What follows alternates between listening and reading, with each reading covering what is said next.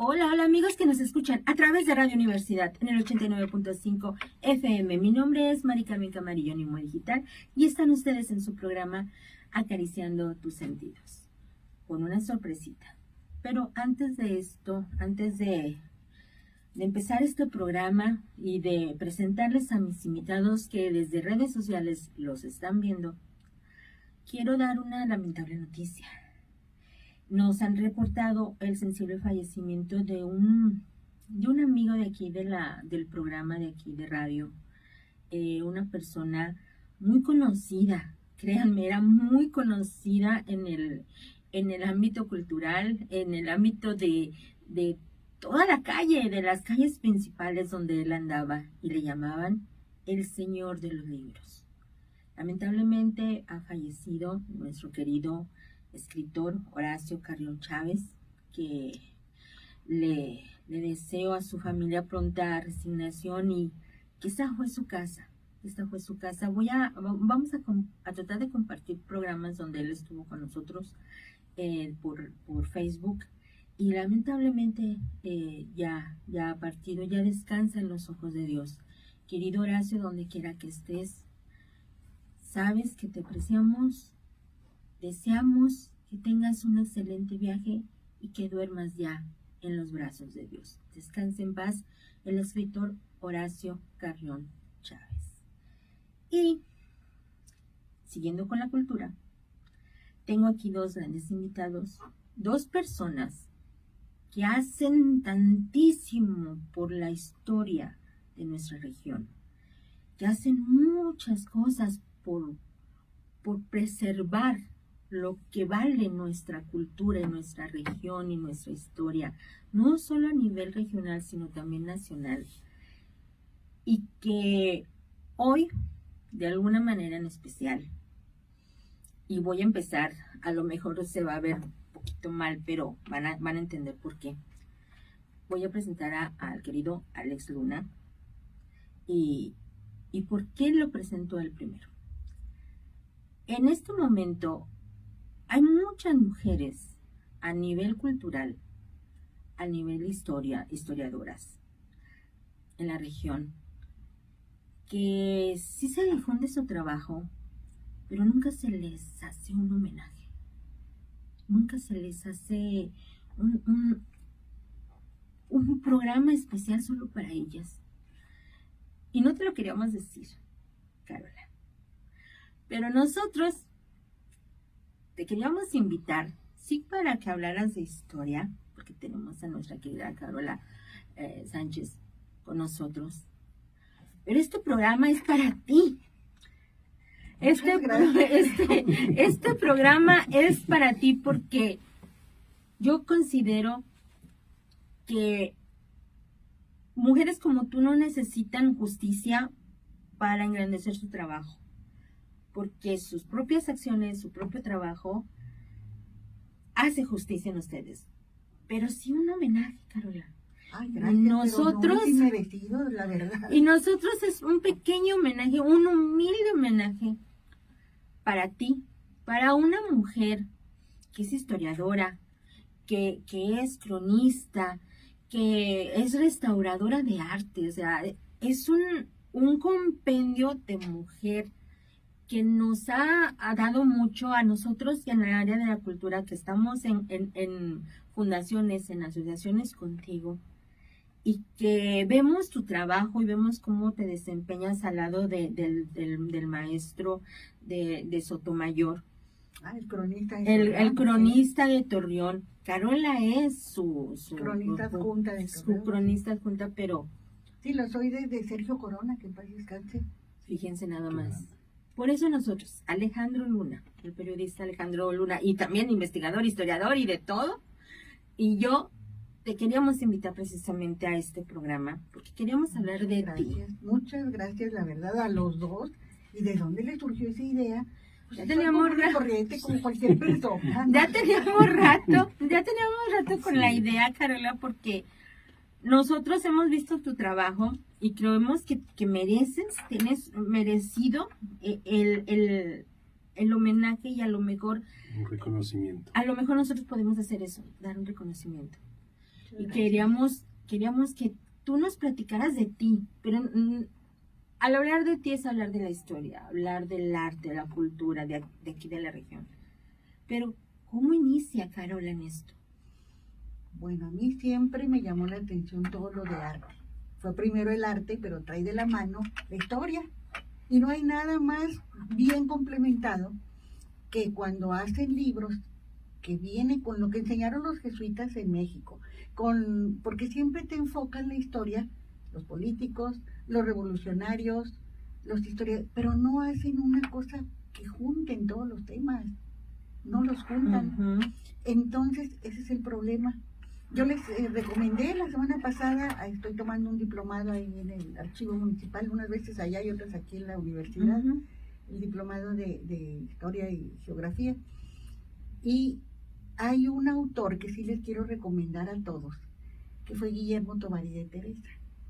Tuve el gusto de conocerlo hace 21, 22 años, en que vino a evaluar unos cuadros que restauré y al estarlos limpiando sale la firma de Miguel Cabrera. Entonces dice, le avisó al dueño, desde luego, le digo, oiga, está saliendo esta firma. Yo tengo un amigo que sabe mucho sobre eso, le voy a hablar. Y le hablan por teléfono a Tovarí de Teresa, que fue el primer cronista. Desde los 14 años era cronista de México, Guillermo Tovarí de Teresa. Todo un caso, ¿verdad? Muchachito, jovencito. Y bueno, entonces dice, a ver, pregúntele a la restauradora qué hay arriba de la firma. Es un perrito. Son de Miguel Cabrera, es la doble firma. Y vino, lo certificó que eran de Miguel Cabrera. Tenemos aquí, que yo sepa, hay 5 cuadros aquí de Miguel Cabrera. Wow. Unos están en museos, en diferentes instituciones y en iglesias, todo. Y esa manera de escribir de Tovarí de Teresa me llamó la atención. La historia de México, tomo 1, tomo 2, tomo 3, tontamente presté el 1, no me lo devolvieron, pero tengo el 2 y el 3. Y qué maravilla de integración de temas, de cómo llegaron los españoles, cómo nos fueron conquistando a través de la religión, a través de los jesuitas y agustinos, los que llegaron primero, según el rumbo, ¿verdad? Aquí nos tocaron jesuitas desde Parras para acá. Hay una cantidad de historias no contadas. Mira, otro que levantó esas historias fue Sergio Corona, el antiguo cronista de Torreón. Uh-huh. Doctor. El doctor era doctor en historia, estudió historia, doctor en historia, maestría en historia, todo era historia en la vida de él. Y tuvo a su cargo el archivo de la Ibero, de la Universidad Iberoamericana. Sí, tuvo el archivo histórico de la Ibero, sí, y por muchos años, y como estaba dentro del sistema jesuítico, por estar en la Ibero, se podía meter al archivo de Indias de los jesuitas, no al archivo de indios de Indias que cualquiera puede consultar, no, el de los jesuitas. Ahí bajó él unos datos de la ciudad de Torreón, del país de la laguna, como le decía el rey de España en ese momento, que más información del país de la laguna, que los primeros jesuitas apuntan, mandan en las anuas, cada año mandaban un libro de todo lo que habían encontrado aquí en la región. Y le dicen los jesuitas que aquí los hombres de Coahuila, aparte de ser guerrilleros a morir, ¿verdad? Pues eran los Kikapús, los Irritilas, todos los indígenas que eran de paso, venían persiguiendo bisontes o búfalos, que eran lo que había en ese momento, que llegaban desde Estados Unidos hasta Parras, hasta aquí, llegaron a venir hasta Viesca. Bajaban y llegaban a la casa de Zuloaga. Hay unas cartas de Zuloaga a Vidaurri, donde le dice, no puedo salir porque está aquí una manada de bisontes que viene desde Estados Unidos y detrás de ellos vienen los Kikapús a cazarlos. Ahí están las cartas, está el libro en el archivo de aquí de Torreón. Se llama Cartas de Zuloaga a Vidaurri. Ahí lo tienen. Wow.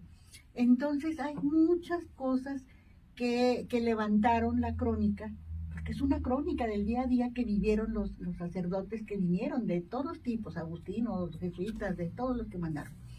Y ahí ponen, en una de las anuas, está muy bien escrito que los hombres aquí eran tan fuertes que se comían los árboles. Okay. Entonces el rey dice, no, es un país extraordinario, de gente de veras grande, y él denomina que se llame el país de la laguna, así lo bautizó. ¿Cuáles eran los árboles? El quiote, lo sabían hacer. Mira. Sí, y como eso hay mil historias que levantaron en aquella época y mandaban las armas. Entonces Sergio, desde que estaba en el sistema jesuítico de la Ibero, podía accesar a esos archivos que no cualquiera puede accesar. Son archivos internos, ¿no? De los jesuitas, ellos. sí, están en España.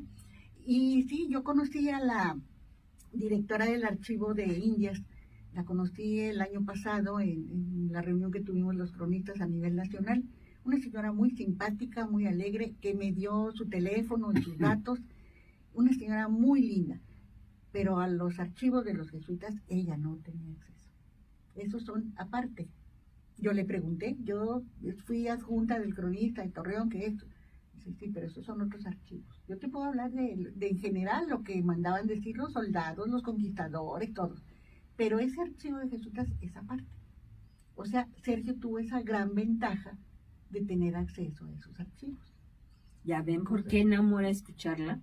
Enamoras al escucharte. Muchas gracias, ¿no? Son historias que me tocó ir viendo al lado de Sergio, que me lo contaba, reconocimientos que le enviaron de muchos lugares, le mandaron reconocimientos, pero el más importante para él era el que le mandaron de España y el que le mandaron de Portugal, porque también los portugueses enviaron mucha información, como se alían con los españoles y vienen a conquistar, y los portugueses venían a llevarse de esclavos a los mexicanos. Se llevaban, es un dato poco conocido que encontró Sergio en ese archivo, vienen españoles y portugueses, se alían, en varias naves, todo, vienen y se llevaban a los de aquí, que eran gente muy fuerte, pues aguantaban el calor y todavía andar cazando, no sembraban, no había algo fijo que comer, había que salir a cazar. Y el cazar animales, lo que pudieran, me imagino conejos o no sé qué habrán encontrado que comer en esa época, los hizo más altos que en el resto del país. La proteína. La proteína, sí. Y el que de eso vivían, era raro que comieran algo de vegetal, no lo tenían. Ellos estaban acostumbrados a cazar. Entonces, gente que se desarrolló más, que creció más, a mí yo creo que me faltaron proteínas. Sí, yo también. No, Alex, no, le faltaron proteínas. No, tú comiste además. Cuéntanos un poco de tus orígenes, dónde vienes. Sabemos que tienes un antecedente con uno de nuestros fundadores de la ciudad. No me gusta hablar de eso. ¿Por qué? Porque no fue muy bueno, fue muy negrero contra la gente y tenía... Bueno, él compra a los Sánchez Navarro, les compra desde Parras hasta aquí. Ya se van a imaginar de quién se trata. Entonces, se lo compra entre Jiménez y Zuluaga. Compran ese terreno en 30,000 pesos. Y se queda Jiménez con el lado de Durango y Zuluaga con el lado de Coahuila. Y la mamá de Zuluaga se llamaba Lucía Olivares Aníbarro, prima hermana del tatarabuelo de mi abuelo, Mariano Aníbarro Rodríguez. Por eso yo soy Sánchez Aníbarro. En algo me toca eso, pero el señor, por mucho que investigó, el señor era cajeta y se le ocurrió que del río Bravo sacó bracitos de ríos, ramales así chiquitos para riego de su algodón. Y claro, se vino el algodón para arriba. Y eso que era demasiado miedoso, demasiado prudente, porque había 3 variedades de algodón: la de semilla negra, la de semilla blanca y la de semilla verde. Entonces, la semilla blanca era la que más crecía el algodón, daba bellotas de 19 centímetros. La verde era la más resistente a las plagas.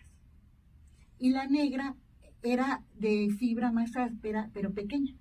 Entonces, Zuluaga, con miedo, sembraba la verde, la resistente a las plagas. Nunca se atrevió a sembrar el otro tipo de algodón. Hasta que llega el señor Rafael Arocena, pero ya muchos años después, ¿verdad? Desde luego, que ahora el hijo es el dueño del Museo Arocena. Él va a Perú y consigue semilla de la grande, de la blanca, y la mezcla con la semilla de aquí verde, que es resistente, y aquí fue un éxito para Torreón. Sí, que era comparada como el mejor algodón, igual que Egipto, ¿no? Sí, porque era delgado, pero era de 19 centímetros la bellotita, la bellotota, ¿verdad? Bellotota, Pues era una cosa, o sea, de creció. 19, sí, era el largo del pelito. Entonces por eso era comparado con el algodón egipcio, que tiene fama aún ahorita a nivel mundial. El egipcio creo que da hasta 28 centímetros de largo un pelito del algodón. Pero cuando comentas de tu antepasado y hablamos de los antepasados de todos esos hombres, todos esos nombres que llegaron aquí a la región, hablamos de personas de su tiempo, la verdad, pero en este momento como que los idealizamos mucho, cuando en realidad eran personas, eran terratenientes, eran gente que pensaba más en su trabajo, pensaba más en su economía. Y ya traían otra mentalidad de trabajar de otra manera, simplemente desviando del río Nazas hacia ríos y los tajos, los canales. Pero para hacer los tajos, pues le exigía mucho a la gente de aquí que hiciera los canalitos esos y en pleno sol, y yo sé que eran gente dura, sí, terratenientes. Sí. Porque también podemos hablar de Santiago Lavín, de Zuluaga, todos eran del mismo corte. Que ahora en este momento nosotros los idealizamos, cuando en realidad eran personas, pues, empresarios. Sí, tenían que hacer rendir. Tengo una duda. A su gente. Hablamos de la gente. ¿Qué gente estaba? ¿De dónde estaban llegando la gente para trabajar aquí? Mis abuelos sí llegaron de otro lado, entonces... Llegaron de Jalisco, los otros llegaron de Zacatecas, pero ¿de dónde más estaba llegando gente a un lugar desértico? Sí, completamente solo. Mira, con el auge del algodón, le avisan a Porfirio Díaz que es una cosa increíble la cantidad de algodón que se está dando aquí. Y decide enviar el tren, que fue... Es más, Torreón debía llamarse Estación Torreón o debía llamarse Porfirio Díaz. Claro que sí, yo admiro mucho a Porfirio Díaz por todo lo que hizo. Si ahorita vienen visitas de algún lado y quieres llevarlas a conocer algo, pues a lo que dejó Porfirio Díaz. Todavía en todo el país, todas las estaciones de ferrocarril están en pie. Ahora ya son mall o es no sé qué, o centro comercial. Centros culturales. Sí, centros culturales, algo por la importancia. Y lo bien hechos, no se han caído. Y ahora, pues las cosas. Pues el Palacio de las Bellas Artes. Simplemente ahí está el Palacio de Bellas Artes. Ahí lo tenemos, y el vitral que tiene de telón, hecho por la casa Tiffany, con los dos volcanes. No, es una maravilla, de veras te quedas impactado cuando prenden la luz y ves ese vitral enorme. Ese telón, que es un telón. Sí, es un telón, pero es un vitral. No, una cosa importante. ¿Tu formación como restauradora cómo empieza, Carola? Mi abuelita era restauradora y me gustaba, ellos vivían en Puebla, mi mamá se casa con mi papá y se vienen a vivir a Torreón. Entonces en las vacaciones íbamos a ver a mis abuelos maternos y mi abuelita era restauradora. Y yo era muy traviesa, debo confesar que siempre fui muy inquieta. No sé qué síndrome tendría porque no paraba. Entonces me decía mi abuelita, mira, ayúdame a restaurar. Me daba un hilo grande, así como de a metro, con una aguja. Ensártame en un hilo rojo, en todos los botones rojos, ensártamelos aquí, ayúdame a restaurar, ándale. Pues, a tenerme quieta. Y acababa, abuelita, ya está, ándale, ahora los azules, ayúdame restaurando esto. Fui creciendo más y ya me dejaba, fíjate cuánto me dejaba. Ponía una parrilla en el suelo, parrillita eléctrica chiquita. Y ahí ponían, ¿se acuerdan de aquel pegamento cola que se compraba por kilo? Pues era con lo que se pegaban las cosas, no había pegamento blanco ni nada de lo que hay ahora. Entonces en un botecito y me daba un palito, echaba un puño de pegamento y le echaba agua, ándale, revuélvelo para que me ayudes a restaurar. Ya con esto ahorita pegamos las cosas, ándale. Y ahí me entretenían. Pero fui creciendo así, aprendiendo de a poquitos. Hasta que ya pude irme, que terminé la primaria aquí y me voy a Puebla con ella. Y a ella ya, ella empieza por poner como un taller de restauración. Y la universidad le invita a que su taller lo dé en la UAP. Y ya está, sigue estando en la UAP. Wow. Pero ella, ojalá yo hubiera aprendido más con ella, porque muchas cosas todavía no se dan, como aquí en México no se da. Restaurar marfil, restaurar porcelana, no te enseñan todavía. Ahorita no hay quien lo haga. Ella hizo las primeras figuras del Museo de Cera. La esposa de Porfirio Díaz, a Carmelita Rubio, a Zapata, todas esas primeras figuras las hizo ella. Y yo no aprendí a manejar la cera, por ejemplo. Y cuando yo estudié, no te enseñaban eso. ¿Cuál ha sido de las obras que tú has restaurado la que más te ha impresionado? Uy, hay muchas. He restaurado cuadros de Miguel Cabrera, que es súper importante a nivel novohispano. El mural de aquí de Chávez Morado, con el monumento a Hidalgo, este lo restauré hace ya como 8 años o 9, no me acuerdo.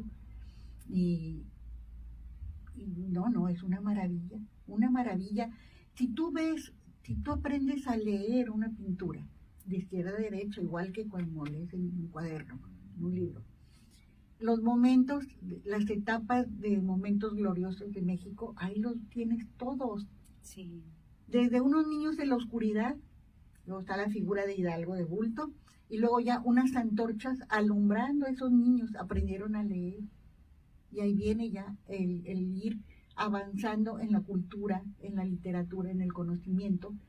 Llegamos, luego sigue qué figura. Y bueno, está Madero muerto y Carranza retomando los ideales de Madero. Pero está Juárez. Y en todos esos momentos, todas esas etapas. Mira qué bueno que trajiste el libro aquí lo vemos. Qué maravilla. Ahí está todo mira, están los niños en la oscuridad. Ay, no quisiera tapar. Sí.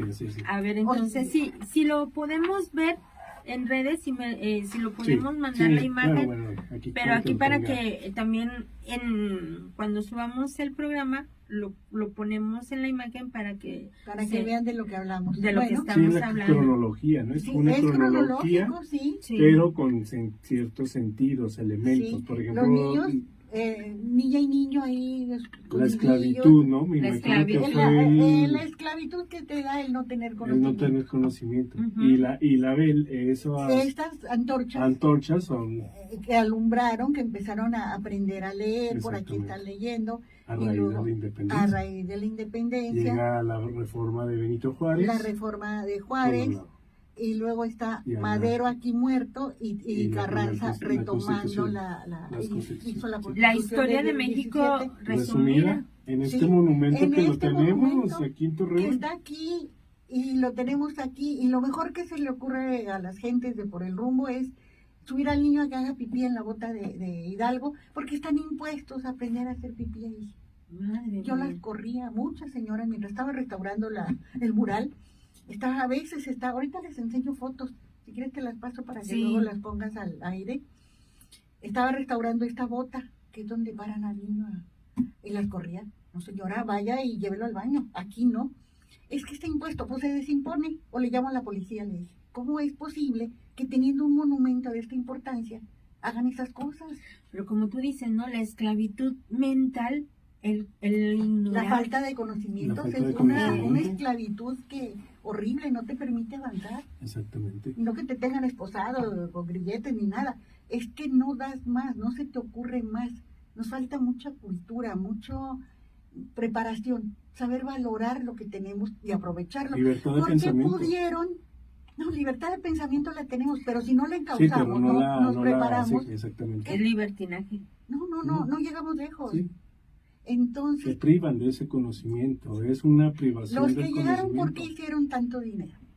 Porque ya traían otra mentalidad, otras culturas, hasta para sembrar algodón que se daba aquí. Bueno, pues lo trajeron, lo probaron aquí, resultó de ser el punto del Torreón donde cargaban de agua los trenes, se volvió la estación Torreón. Pues simplemente aquí ponemos un ejemplo fácil de esa esclavitud, de esa ignorancia, la muerte de la matanza de los chinos. Mira, ese tema, ¿para qué nos metemos en problemas? Una vez fui a la Suprema Corte a los archivos y ahí estaban las causas reales. Todos los túneles, que hay 32 túneles, yo tengo el mapa incluso, bueno, la copia, ¿verdad? De todo traje copia. Y eran fumaderos de opio. Los chinos, había unos muy trabajadores que sí se fletaban en el sol sembrando, eran hortelanos. Llega, mira, eso viene de más atrás. Los ingleses conquistan la India, Sí, ahí sí, sí. conocen el opio, ahí lo conocen, ven el Sí. resultado, ven cómo se hacen adictos al opio. Conquistan China, entonces obligaban al emperador chino a pagarles como 600 millones de yenes a los ingleses. Les imponían el opio. Total, la mitad de la población china se vuelve adicta e inútil porque dejan de trabajar, quedan avionados, perdidos, ya no son productivos. Y los chinos, tantos miles de chinos necesitaban trabajar y producir para vivir simplemente, ya no digas grandes cosas, para vivir, comer. Entonces, en cuanto el emperador chino podía enviar a sus coterráneos, a sus paisanos, los enviaba a lo que fuera. Porfirio Díaz pide a China que le envíen un grupo de gente campesina y que empiecen a poner las vías del tren. Ya. Entonces se juntan dos cosas, que los trajo Porfirio y estaban tratando de derrocar a Porfirio Díaz. No querían a don Porfirio. Madero ya había pagado 3 millones de pesos de aquel momento, y tengo los comprobantes también de la Suprema Corte. 3 millones de pesos durante 3 años estuvo repartiendo ese dinero para que se armaran en todo el país. La gente que era afines a él, de querer quitar a don Porfirio, les mandaba, a Zapata le mandaba 3,000 pesos, a los Flores Magón. Ahí tengo hasta los recibos firmados de cómo de la guayulera de aquí de Torreón, que pone Madero, sacaba 1,000 pesos diarios. ¿Te imaginas que era una cantidad de dinero increíble? Sí, para la época. Que aunque la paridad de peso-dólar era la misma, estaba 1 por 1, no, era igual en la época de don Porfirio. Entonces, pero eran 3 millones de pesos. Y los reparte a lo largo de 3 años. Había un capitán escudero que había sido de la guardia de Porfirio Díaz, y se cansa, no sé qué vería, que deserta del ejército y se viene con Madero, y a él lo enviaba a Cuchillo Parado, Chihuahua, a que enviara dinero para que se armaran, consiguieran armamento, balas, municiones, lo que fue, armarlos. No se levantó así nomás diciendo, ay, yo quiero, no, pagó. Es lo que pocas veces se dice, quizás porque no se tengan los documentos. De hecho, cuando yo terminé de revisar y pedir copias de todo, al otro día voy a darle las gracias al director de ahí. Dije, doctor Hermoso, ustedes tienen aquí, así se apellidaba Hermoso, tienen aquí cosas importantísimas, sí, que deben conocer, por lo menos en Torreón debemos conocerlas. No le mueva, ¿para qué nos peleamos con los chinos? Es que no nos vamos a pelear, no tuvieron la culpa, estaban obligados a distribuir el opio, por eso pusieron los fumaderos de opio, 32 túneles hay aquí en el centro de la ciudad, que eran fumaderos de opio. Y eso de túneles te voy a decir que es muy relativo, porque túneles han de ser como, no sé, 5, 6. Y los demás eran cuevas, no tienen salida, son cuevas. Pero ahí había mujeres dados para drogarse. Que no tienen la culpa los chinos de ahora, no la tienen, nada que ver. Por eso no me gusta hablar de eso, porque los de ahora pues se van a sentir mal y no tienen la culpa. No, y es que al hablar de la historia nosotros tenemos que aprender que estamos hablando de personas de su tiempo, de su época. Sí, y es parte de la historia. Sí, y no podemos no se puede mezclar, no podemos sentimientos nacionales, internacionales, no los podemos mezclar con lo que hay no podemos ahorita. juzgar con la mentalidad de ahora. Exactamente. Sí, tienes razón. Pero así fue. Entonces Madero pagando para derrocar a Porfirio. Porfirio trayendo a los chinos. Aquí todavía 10 años después de la matanza de los chinos, las mujeres de Torreón eran las que se juntaban. Yo alcancé a conocer la casa, que después cuando yo la conocí se llamó Círculo Mutualista. Ese lo pone Madero, y ahí hacían sus reuniones de espiritismo. Era una típico casa, de Madero. Sí, Madero lo aprende en Francia, él estudia comercio en Francia y allá conoce a seguidores de Allan Kardec. Incluso a mí me tocó que una vecina que tuvo una fotografía al otro lado del Isauro Martínez, ella y el esposo tenían ahí la fotografía, y el marco de ese retrato me gustaba mucho. Le decía, ay, véndamelo, doña Leonila. Decía, no, ¿para qué lo quieres? Ay, me gusta mucho para poner mi foto de 15 años, fíjate, mi foto de 15 años. Y un día me la regaló y yo quité la foto de Allan Kardec que me interesaba, ni sabía quién era. Y la quiero quemar y que empieza a volar así. Me dijo, no, vas a provocar un incendio, se van a prender las cortinas, que ya le echaron agua a la foto, nunca la pudimos quemar. Ese señor Allan Kardec es el que enseña a Madero todo eso de la ouija y del espiritismo y de invocar a Raulito, su hermano, al hermano chiquito, que le dijera cómo luchar, cómo pelear, cómo derrocar a don Porfirio. Y esa casa estaba llegando a la Morelos por la Colón, dabas vuelta a la derecha y ahí estaba la casa. Era una casa, no sé si se acuerdan, que tenía redondito así y una puerta de entrada que se llamaba Círculo Mutualista. En esa casa era donde se reunían. ¡Wow! ¡Qué impresionante! Y en esa casa primero se reunieron las mujeres en contra de los chinos. Pagaban un panfleto que se repartía en las calles y un anuncio en el periódico de Comité Antichino. Sí, el Comité de Antichinos. Sí, pagado por las mujeres. ¿Por qué? Porque se enviciaron sus maridos, sus padres, sus hijos. Ellas... Es que entonces estaba viendo una situación muy lamentable de drogadicción en la región. Aquí, en todo el país no había adicciones de ese tipo y se da aquí. Hasta en eso somos pioneros, siempre hemos sido pioneros de muchas cosas. ¡Madre mía! Entonces, y te aseguro que el día de la matanza, los chinos que vendían eso se han de haber escondido y no mataron a ni uno. Y a los pobres que estaban sembrando, trabajando bien, en las lavanderías, porque no, como ahorita, se hacen una matanza. A los que menos matan es a los que sí están involucrados en problemas. Así es la vida. ¿Te das cuenta que la historia de Torreón va de la mano de tu propia historia? Con pequeños... pero yo lo digo con antecedentes de tu vida, como ese cuadro, o sea, vas de la mano de... Y todavía tengo el marco y ahí pinté una Madonna que me pusieron cuando aprendí a pintar. A mí me gustó mucho la pintura en miniatura, entonces copiábamos el cuadro que queríamos, cuadros famosos, en el tamaño que podíamos o queríamos. Entonces yo hacía todo en miniatura, pintaba sobre tela de raso. Me encantaba. ¿Por qué? Porque así en vacaciones me podía traer mis cuadritos en la maleta, mis pinturitas, y pinturas grandes, ¿cómo me las traía? Entonces esas pues me las traía en la maleta, ¿verdad? Wow. Y ahí la tengo, un día que vayan a la casa y la ven. Wow. Sí, así es la historia y va de la mano conmigo porque realmente Torreón no me sobrepasa por mucho tiempo, la verdad. Pero es que es impresionante tu vida, ¿verdad? Sí, sobre todo conocer, tener estos conocimientos que... Es que me tocó personas muy grandes y yo siempre fui muy preguntona de qué había habido aquí, qué pasa aquí. Fíjate, cuando me dan un programa en el Canal 2 de Torreón, me dan una camarógrafa y tenía un programa fijo porque yo no era reportera, yo era conductora. Yo quería ser reportera y andar en la calle y tener un camarógrafo. Pues total, me prestan y conseguimos una jovencita ahí que me ayudaba. ¿Qué fue lo primero que hice? Irme al Cerro de la Cruz a entrevistar a la gente.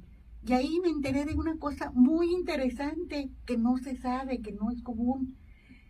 La Plaza de Armas, hoy de Armas, que era Plaza 2 de Abril, el Casino de la Laguna, el Banco Chino y el banco de este otro lado. De la Luna. De la Laguna entonces, ¿verdad? Ahora es Comermex. Sí. Bueno, creo que ya ni tampoco, ya tiene otro nombre. Anteriormente del Banco de la Laguna era de Crédito y Ahorro. Era un edificio muy hermoso. Sí. Bueno, todavía está, es la parte que es ahora de la Rosena. No, yo hablo de acá del Banco de la Laguna. Ya ves que son los tres edificios. Sí.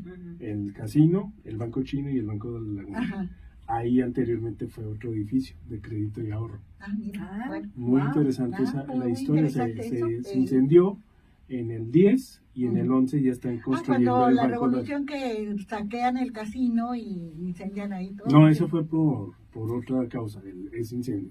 Okay. Sí. Mira, cuéntanos. El de Crédito y de Ahorro se llamaba ese edificio y parecía un edificio tipo afrancesado, o sea, realmente... Es que todo francés porque así lo proponía don Porfirio. Carmelita. En ese momento estaban tan deslumbrados con la cultura de Francia.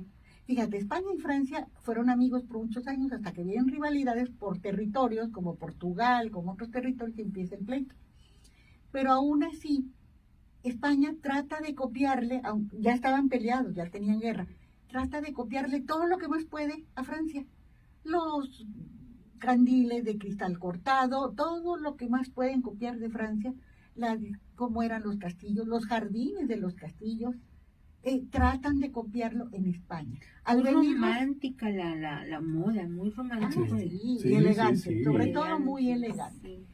Sí. Hasta las pelucas esas elaboradas que pesaban no sé cuántos kilos, y bueno, todo tratan de copiar en España. Al llegar los españoles a México, pues ¿qué creen? Pues traen lo mismo. Era lo que los deslumbraba y en cuanto tenían dinero se construían casas aquí muy elaboradas, muy sí, aquí hubo muchas construcciones también, con ese estilo arquitectónico. De hecho, las esculturas del Boulevard Morelos. De la Morelos, sí. Pero también ahí influenciaba mucho Doña Carmelita, ¿no? Yo creo que sí. Doña Carmelita, yo creo que manejaba los hilos acá por detrás. Por fuera de todos los datos oficiales que nunca he podido comprobar qué tan cierto. Hay un piano en la Casa del Cerro. Yo estuve restaurando hoy 7 años y medio. Duré restaurando esa casa. Hay un piano que donó, si lo conoces, un piano de cola carísimo, sí, hermoso, que no se lo pueden robar, no por falta de ganas, sino porque pues para bajarlo. Bueno, entonces, tenía Porfirio Díaz un amante aquí en Torreón. Y venía a verla y le compró ese piano. Se muere esa persona, bueno, derrotan a Porfirio, se va a Francia, lo que tú quieras. Y esa señora se muere y la que la cuida va y dona el piano a la Casa del Cerro. Esa es la historia de ese piano. No lo he podido comprobar porque no tuvieron el cuidado de apuntar nombre y dirección de la persona que lo estaba llevando, entregando al museo, que fue un problema subirlo con grúas y reforzaron el piso, que es de madera y se hundió y tuvieron que hacer muchos movimientos para poner el piano en la sala. Y otro señor, que también una vez lo entrevisté cuando tuve el programa, me dijo que él vio pasar a Porfirio Díaz en el Tren Olivo y que él se acercó a un señor árabe, un señor Zarzar, Alejandro Zarzar, que hizo un busto de él porque fue el que trajo el escultismo a la laguna. Él trajo a los Boy Scouts. Él fue y aprendió en Inglaterra y trajo el escultismo a la laguna. Le hizo un busto para que quedara enfrente del BP que está a la entrada de Torreón Jardín, en la Plaza de la Tortuga. Ahí está ese señor, el que formó a los Scouts en Inglaterra. Le decían BP, Baden Powell se llamaba. Y este señor aprende y viene y lo enseña aquí. Y hago en base a fotos que lo entrevisto y como a los 3 años o 2 años y medio muere. Y la familia y los Scouts van a verme al programa y me dicen que si les puedo hacer una figura de bronce de don Alejandro Zarzar. Sí, cómo no. Es más, ustedes van ahorita a la tienda de los Zarzar, que está en contraesquina del Mercado Juárez, ahí lo tienen, ahí tienen el busto de don Alejandro de bronce. Los muchachos consiguieron llaves, no sé qué cantidad de llaves, ya ni me acuerdo. Para hacerlo de llaves. Ahí está, ahí lo pueden ver. ¿Qué cosa o qué momento, suceso histórico de la laguna te ha impresionado más? Ay, hay muchos. Que me tocara vivir los 100 años de Torreón. Me impresionó los cantantes que están. Eso yo lo viví, no me lo contaron ni lo leí. El centenario de Torreón a mí se me hizo una cosa hermosa. La suerte que tuve de que me tocara verlo, vivirlo. ¿Y del pasado? Pues hay muchos momentos que me impresionan de Torreón. ¿Cómo llegaron 81 etnias a este pueblo árido, seco? 81 etnias, documentado. ¿Por dónde entraron? ¿Dónde vivieron? ¿En qué domicilio vivían aquí? ¿Cuándo se regresaron a su tierra? La mayoría se regresó. Los que no, pues aquí se fueron quedando. Algunos fueron expulsados. Pues sí, no, seguro. Corridos más bien. Los españoles, más bien. Francisco Villa. Pues no querían los españoles, sí los corrió. Porque un español había violado a la hija. Estuve el año pasado, que estuvimos en Durango, en la reunión de cronistas, nos llevaron a la Coyotada, donde nació y creció Villa, y ahí mata al que era su patrón, que era un español, porque lo ve violando a la hermana. Ahí se arranca, se va, porque pues te imaginas, mató al patrón de la hacienda de la Coyotada, y tengo fotos. Hablando de Villa, sobre la matanza de los chinos, ¿fue Villa? No. ¿Fueron los maderistas o fueron los federales? Fueron los maderistas que estaban aquí a cargo de Benjamín Argumedo. Fue Benjamín Argumedo. No que él diera la orden, les empiezan, como no querían a los chinos, por todos los antecedentes, empezaron a decir, los chinos nos quieren matar. Allá por la lavandería Libra, que estaba allá para donde estaba el reloj del AC, para ese rumbo, estaba esa lavandería, nos quisieron disparar. Estaban desayunando ahí los hermanos Casiano, que eran gente de Benjamín Argumedo, documentado también por la Suprema Corte, y les hicieron justicia la Suprema Corte. Tengo los documentos, bueno, las copias que saqué, aunque después el doctor me dijo, no mueva por ese lado, no diga nada, pues ahí tengo los documentos, ya los había sacado, las copias, ya las tenía en mi hotel, pues ya. Wow. Entonces, sí, se los puedo mostrar, toda esa papelería que tengo, y copias, todo, no me robé nada. Y se levantan en armas y empiezan a matar a los chinos. Les aseguro que no faltó quien les avisara a los realmente metidos en problemas. A los delincuentes. Pues sí. Y esos yo creo que huyeron, se metieron a los túneles o no sé qué. Eso no los hace haber matado. Les tocó Sí, la se dice matanza a los otros. que los chinos... Y fueron los hermanos Casiano. Hermanos Casiano. Fueron los que empiezan a disparar y todo, y los siguen, los secunda todo el pueblo. Pues no los querían a los chinos. Entonces, Y hubo unas crueldades espantosas, los partían a la mitad, iban a caballo con un sí, machete, no, los y- alcanzaban y por la espalda chinos, y partían eran a la arrojados mitad. de los balcones de las A los ventanas niños los arrojaron. de los edificios, del banco chino, Del del banco edificio chino. del banco Ahí se chino. escondieron. Se dice, bueno, hay un Sí. libro, el de Julian Herbert, La Casa del Dolor Ajeno, En la casa del honor. y ahí te narras realmente Sí, cómo cómo fue los esa mataron, cruel fue horrible. matanza, o sea, los... Era tanto el coraje contra lo que hacían de venderle el opio, contra Porfirio Díaz que los trajo, que había traído 4,000 chinos cuando aquí había 800 habitantes que venían a trabajar a Torreón, pero eran de San Pedro la mayoría. Esa desproporción de número de personas también los molestaba. Pero no había gente aquí, propiamente aquí, que vivieran, que no fueran De San Pedro, ritilas, de- no, gente ya, Originales, Originaria de aquí. Era muy poca. Cuando llega el tren, te digo, eran 800 personas que venían, unos de Viesca, de Parras y de San Pedro. Venían a trabajar el algodón, a poner negocios, no había nada. Y te llegaban, en la época de la pizca, llegaban cantidad de personas de color, negritos, llegaban a piscar. ¿Por qué? Porque aquí no había, como en el sur, la tienda de raya. Aquí lo que piscaban, ¿no? Cogían tu costal, lo pesaban, recuperaste tanto, te lo daban. Tú hoy juntaste 20 kilos, ahí está. Entonces, esa maravilla que les dieran el dinero en efectivo y no dependieran de la tienda de raya, hizo venir a mucha gente de Estados Unidos, gente de color. Fíjate, hay otro dato que casi nadie sabe, que también encontré ahí en los archivos. Hay ingleses que tenían tierras de cultivo de algodón en Estados Unidos. Cuando empieza la migración de todos sus esclavos negros para México, en primera a ser libres, aquí en México, y en segunda aquí les pagaban, no dependían de que el patrón les diera o no les diera, su dueño, porque pues eran esclavos. Un inglés le regala cobijas a esos negros, cobijas que ya venían infectadas de influenza, y por eso ellos traen la influenza. La influencia, pues, sí. La influencia española que le llaman. Sí, Sí. Wow. sí, ese es el origen. ¿Se dan Ahorita no me cuenta? acuerdo del nombre del inglés que les regala a varios de sus empleados que se le van, les regala cobijas para que, pero Entonces, se las ve infectadas. Por Y ese esas era un cobijas sistema muy se inglés. dieron. Ese sistema era inglés, a los que se iban les regalaban cobijas, pero siempre infectadas, Ujú. ¿sí? ¿Como Eso, venganza o por qué sería? sí, de que se iban, perdían esos esclavos, bueno, a ver cuánto duran, los contaminaban. Fíjate, es otra cosa que aquí casi no se sabe. ¿Por qué? Porque no he tenido el tiempo, o no me he dado el tiempo de publicar algo.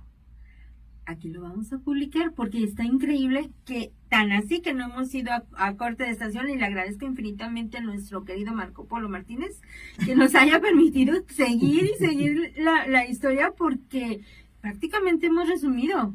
Hemos hecho un resumen maravilloso contigo sobre nuestra historia de la laguna. Mira, historia que es de aquí y que no sé por qué ya la Suprema Corte no quería sacarla a la luz para no buscar problemas.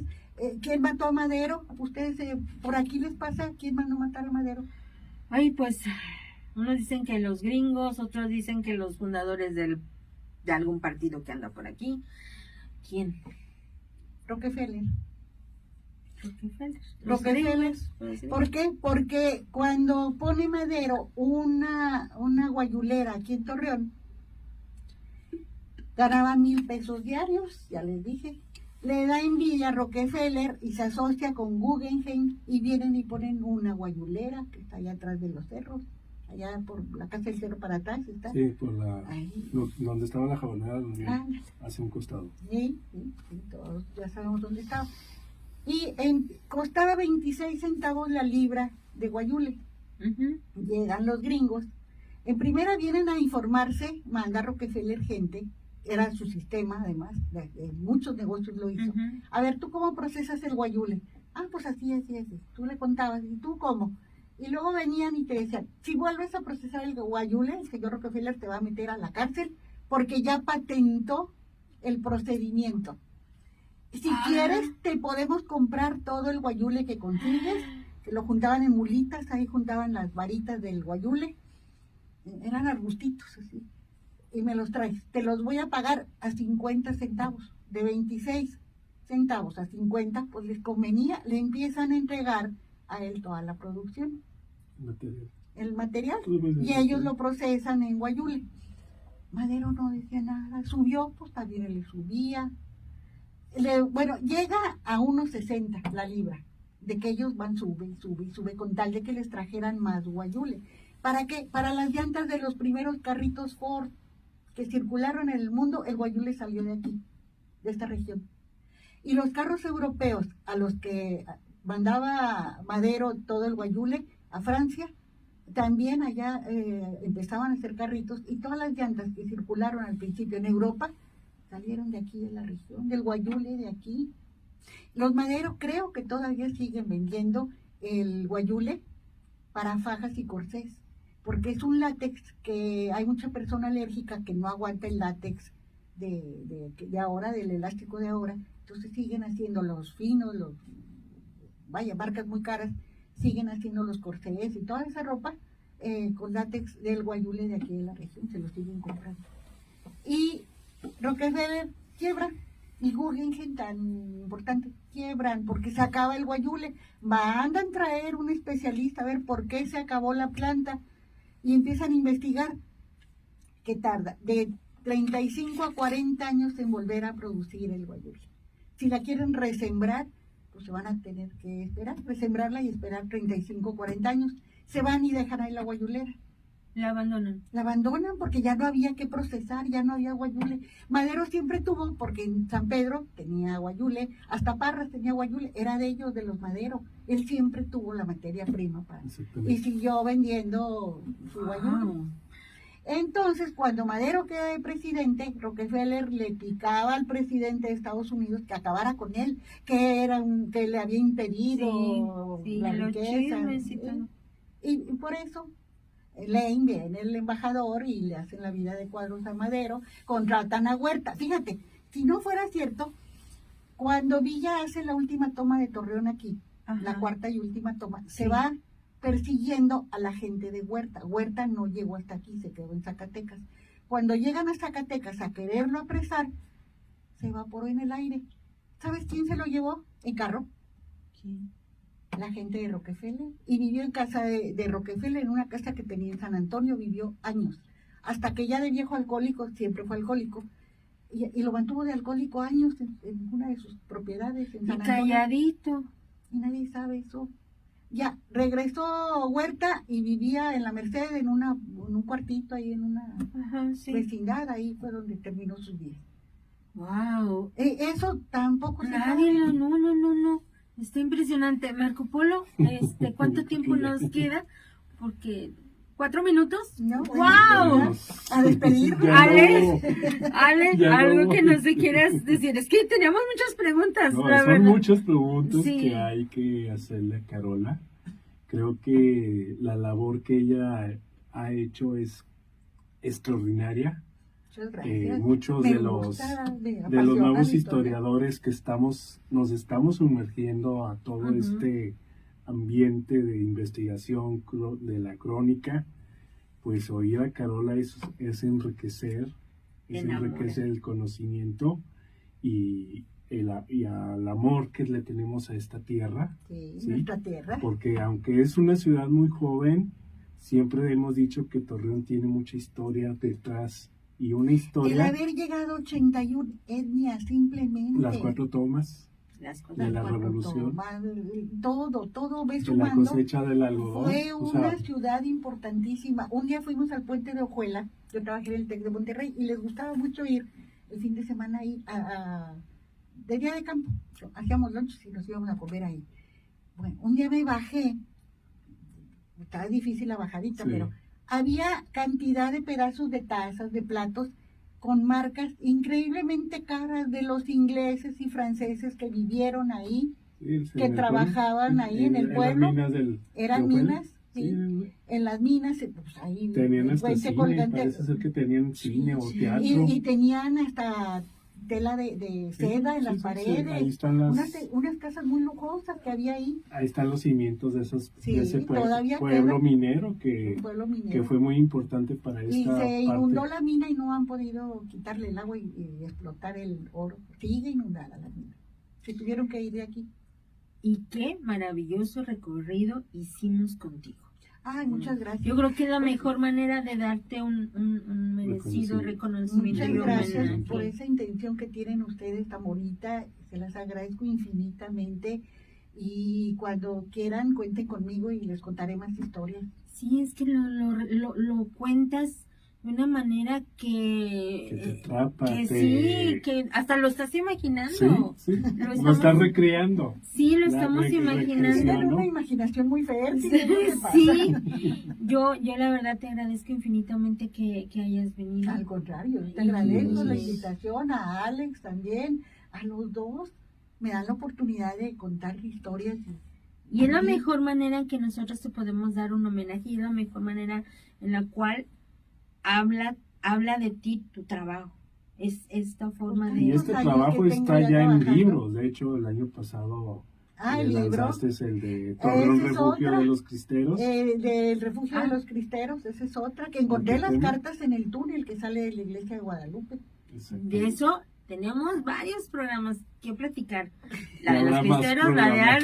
arte. Tenemos que venir Sí, otra oportunidad sí, los porque tres. quedaron muchos temas sí, al aire, pendientes. Es que muchas Torreón preguntas. es muy rico en historia, a pesar de su juventud. Y bueno, también Carola fue parte de la restauración de los murales del Teatro Nazas, Sí, Sí, también. también. Sí, también. de la para- biblioteca José García de Ese yo lo Letona, pinté, el de la... Exactamente. Hace poco cumplió 80 años 80 la años, y biblioteca. ahí diste Hace una... 32 años éramos charla. del patronato y pinté ahí un mural. Sí, sí, Sí, sí. qué- En la García de Letona. Qué Ese es el maravilla. del Del Nazas. Nazas, Esos son los del los Nazas. murales. Y yo con esto nos despedimos, con Muchas esto me gracias. despido. Muchas Les gracias por la agradezco invitación. infinitamente en la manera en que nosotros le damos un merecido reconocimiento a una mujer extraordinaria, a una mujer que empuja la historia y la cultura en nuestra región, que hace algo maravilloso, tanto ella como Alejandro Luna. Les agradezco infinitamente. Por favor, síganos en nuestras redes sociales y sigan aquí desde Radio Universidad. Y recuerden una cosa, Torreón, La Laguna, no solamente es una historia de 100 años, es una historia que ha repercutido a nivel nacional e internacional Y mundial. y mundial. Les agradezco Muchas infinitamente. gracias. Mi nombre es Mari Carmen Camarillo, Nimo Digital, y ustedes estuvieron en su programa Acariciando tus Sentidos. Nos vemos la próxima y un aplauso a Carola Sánchez. Ay, gracias, muchas gracias. Ustedes meten el aplauso por su Gracias. paciencia de escucharme también. Gracias, Gracias. gracias Marco Polo.